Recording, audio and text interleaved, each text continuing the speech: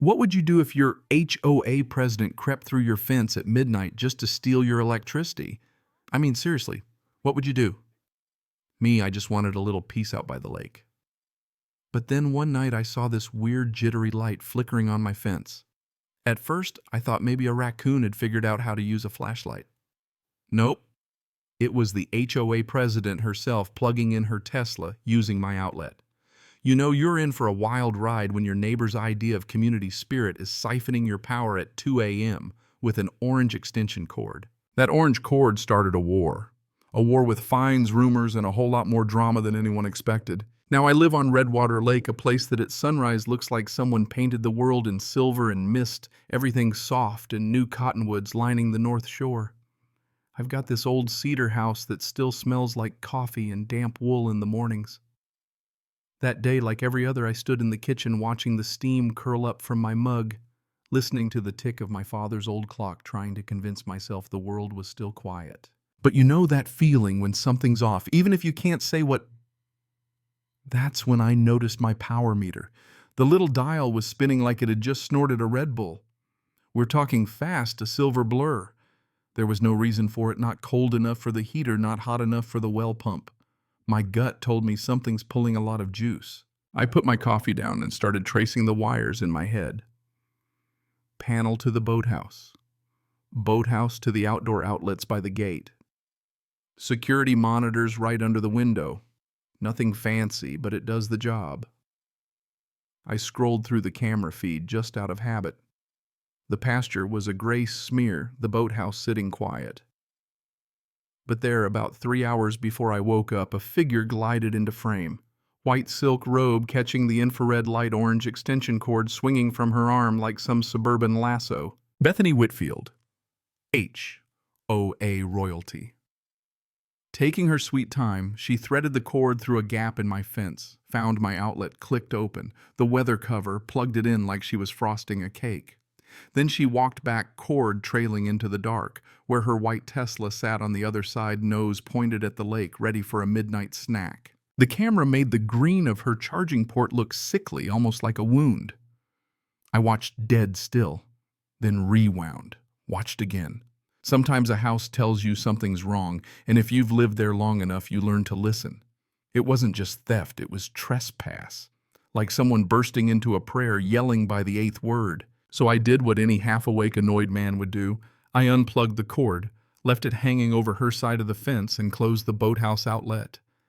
As I turned around, there she was gliding down her perfect lawn in tennis shoes that had never seen dirt binder and hand sunglasses so dark they made the morning sun look cheap. "Good morning, Mr. Remy," she called, stopping dead on the survey pin between our lots, flashing that HOA binder like a badge. "We've had several complaints about unauthorized exterior fixtures. I thought I'd help you get compliant." I dangled the orange cord from 2 fingers. Looks to me like an unauthorized fixture borrowed my power last night. She didn't miss a beat. Power is communal in spirit, if not in letter. We are, after all, a forward-thinking community. Electric vehicles are the future, and your outlets are visible from common space. It presents confusion. "Outlets on my boathouse wall aren't common space," I said, as flat as the lake. "If you needed a charge, you could have asked." She flicked open her binder, tapping a page with a perfect pink fingernail. Bylaw 14C. Exterior modifications must conform to neighborhood aesthetic standards. These covers, she nodded toward my weatherproof outlets, aren't approved. And the chain on your pasture gate. Not approved either. You walked onto my ground at 200 in the morning and plugged in your car. That's not aesthetics. That's theft. Her smile didn't falter. If anything, it deepened. Words like that escalate things unnecessarily. We're neighbors, Jake. It's better to solve matters with civility and policy. There's an HOA meeting this week. I'll put Electrical Harmony Solutions on the agenda. There was a little gust from the lake diamonds sparkling on the water. Bethany kept one foot pointed toward her house, always ready to retreat. "Take your cord," I said. "Don't touch my outlets again." She scooped up her cord like it was a trophy ribbon. "See you Thursday," she said, popping her Tesla open with a chirp that felt just indecent that early. Indecent. I went back inside, fuming, and pulled out the old file where I keep deeds plats, all the papers that matter more than someone else's opinion. My property runs from the county road down to the water line. My father poured the boathouse foundation himself. The HOA line stops at the top of my lane by law, by vote, by promise. There it was, written plain as day. Electrical utility access on private shoreline structures mine, not theirs. But numbers are cleaner than legal clauses, so I called Marcus, a friend who can read a power line's mood just by listening to it. He said he'd swing by with a clamp meter. We're not big on words, Marcus and me, but silence between us carries weight. The day passed with small jobs and big thoughts.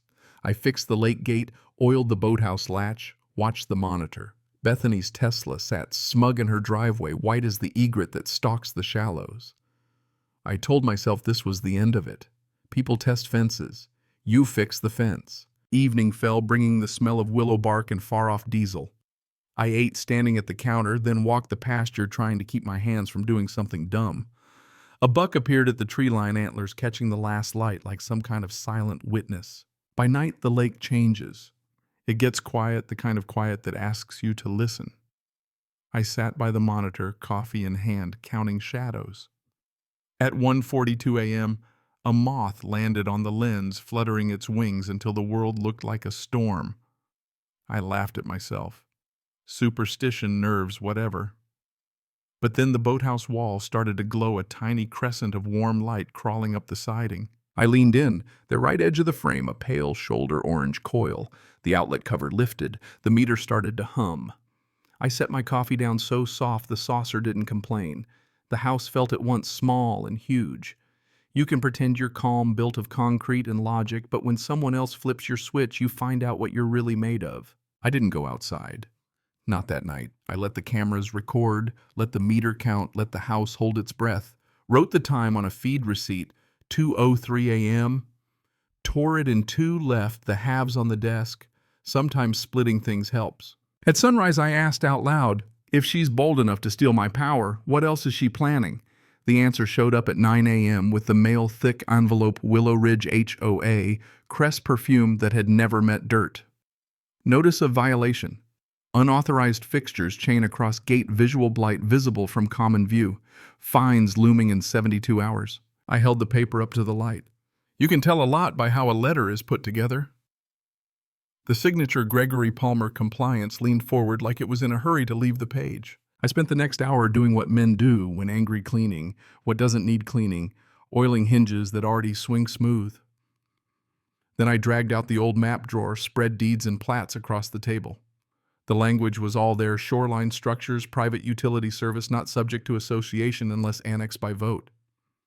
The HOA line was clear as a scar at the top of my drive. The boathouse and everything below, all mine. At 10, Marcus rolled up thermos and clamp meter in hand. You look like you've already done half my job, he said. He checked the panel. The lines, no scorch, no heat, but the draw last night jumped like a colt. We checked the meter, dead calm now. He looked at Bethany's Tesla across the way.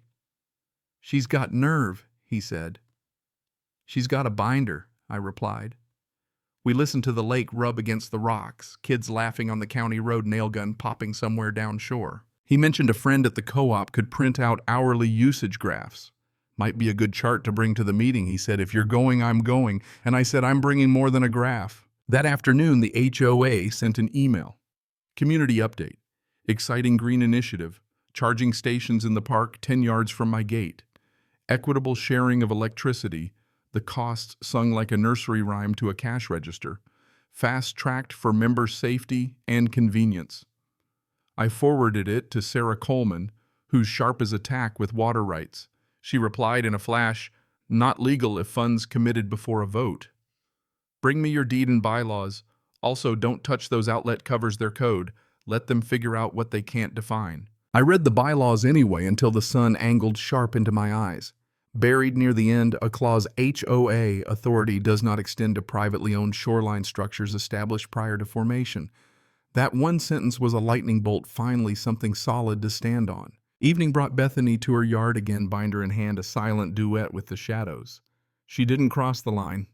But Preston Hale, developer numbers guy, the kind of man who looks at ground the way a banker looks at interest, watched from her porch. He nodded once, almost friendly, like we were all adults here, all marching toward the same good future. Inside, I laid the deed, the bylaws, and the violation notice on the table, white, blue, and the truth sandwiched between. Paper burns, but it remembers too. Next few days, frost glazed the lake air sharp with pine and iron. I fixed fences, checked conduit, tried to live like an engineer. First rancher, second. Marcus stopped by with a little device, a real-time energy logger accurate enough for court. "You sure you want to poke this hornet's nest?" he asked. "It's not a hornet's nest if the hornets are drilling holes in my house," I told him. We wired up the logger. It hummed to life, zeros blinking like open eyes. I sat in the shop as dust crept in diesel oak dust, old tools on the wall, and that's when the idea came. Not revenge protection. I'd build a system that would record every draw-cut power after 3 warnings flash an amber light. Just smart, automatic, patient, like all good engineering. Parts arrived Friday. I worked steady, marking every terminal, sealing every joint. Installed the surge protection box by the boathouse outlet. The LED glowed green, then amber, then steady again. I logged the install, took photos, copied serials. No secrets. If questions came, I'd have answers. Saturday. Bethany showed up in gloves and sunglasses, leaning on my gate. "We need to talk about your latest modification." "You mean the safety device?" I said. She wanted it gone before Monday's inspection. "Inspection, Gregory and Preston. HOA procedure." I nodded. "I understand exactly." That night, the first log voltage spike, 30 seconds, then nothing. Someone was testing the system. It held. The next night, rain drummed the roof. Wind howled. By 2:14 a.m., the logger pinged unregistered load 9.3 kilowatts and climbing. Camera showed Bethany, robe swirling, orange cord in hand. She plugged in. The system blinked warning 1, then 2. She pushed the override on her phone, wattage doubled. Solid red. Everything cut. The boathouse, the car, even the lake's reflection gone. When the feed returned, she stood in the rain staring at her dead Tesla. That silence, her cord limp, the night air full of defeat, was a kind of music. I saved the footage twice. By morning, the story traveled faster than light over water. Marcus was waiting hat low. "You saw didn't need to. Heard her screaming. Half the county awake at 3. Bethany's car bricked. $22,000 in damage." The sheriff stopped by, watched the footage, and nodded. She ignored 3 warnings. "You're covered, Jake.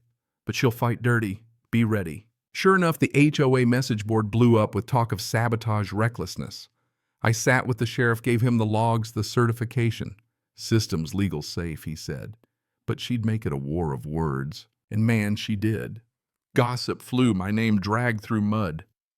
"Unstable, dangerous army, let him go for a reason." I kept my head down, filed everything twice. If you expect pressure, you build redundancy. Weeks passed. Marcus handed me a backup drive. "Keep it safe." Then Sarah, the lawyer, messaged, "Got something. HOA expenditures signed before the vote. That's misappropriation." Now I had the pattern, not just a thief, but a fraud. The final act played out at the HOA Transparency Forum. Hall packed, air thick. Bethany smiling like she owned the moon. Her husband Preston whispering damage control behind her.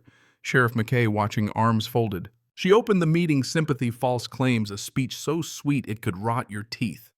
I stood up, took the floor, plugged in my laptop. "You can sympathize later. For now, we're going to deal in proof." Images on the screen, her cord under my fence. HOA funds to Hale and Whitfield Development, her husband's company. Payments signed before any vote. Sarah called for restitution removal and a full audit. The room turned, a wave of voices rising. Bethany tried to protest, but her words drowned. The board voted, motion passes. Restitution removal audit. Someone clapped, then everyone. Bethany stormed out, pride in tatters, the papers on the table swirling like leaves behind her. The neighborhood, for the first time in months, felt light. Honest. The kind of honesty that doesn't need fences or bylaws. A couple days later, a moving truck backed up to Bethany's house. She left without a word. "Martha, my neighbor, came by with sweet tea. You should run for the board." "Not my calling," I said. "I'll just help fix what's broken." Weeks rolled on. The new board wrote regulations worth reading. Sarah oversaw. Marcus kept things running, fair, transparent. New chargers installed, each with its own meter. Peace returned, earned, not given. You know, my grandfather used to say, "Water remembers." Not names or faces, but weight flow truth. It always finds balance. He was right. In the end, it wasn't anger or revenge that brought justice. Just facts, standing taller than the noise. If you've ever had to stand your ground for what's right, you know, justice doesn't always come easy, but it's worth the wait. So tell me, what would you have done if someone stole your power and your peace? Where's the line between defending yourself and making enemies? Drop your stories in the comments. And if you believe everyone deserves peace on their own land, hit subscribe. Stick around, there's always more to these stories than meets the eye. Cảm ơn các bạn đã xem video.